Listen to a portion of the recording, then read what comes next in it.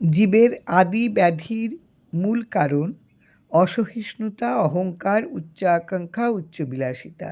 আমাদের কৃতকর্মের জন্য ভগবান আমাদেরকে এত কঠিন শিক্ষা দিচ্ছেন, এত নির্মম শাস্তি দিচ্ছেন, তবুও আমরা নিজের দোষ দেখি না, পরের দোষ দেখি, পরের বিচার করি। দয়াল ঠাকুর বলতেন, নিজের হিংসা না থাকলে পরের হিংসায় আকর্ষণ করে না। পরের দোষ দেখিয়া নিজের সত্যতাকে নষ্ট করতে নাই।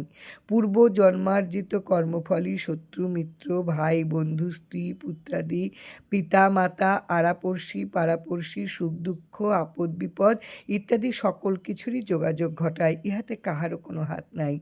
পরম কোনো মহাভাগ্যবানের প্রাণের সহিত বা নিঃশ্বাসে প্রশ্বাসে গুরু প্রদত্ত মহানাম আশ্রয় হয়ে গেলে সেই মহাভাগ্যবানের সকল চাওয়া পাওয়ার অবসান হয়ে গিয়ে জগতের অপ্রাপ্ত আর কিছুই থাকে না, সকল কিছুই প্রাপ্ত হয়ে যায়।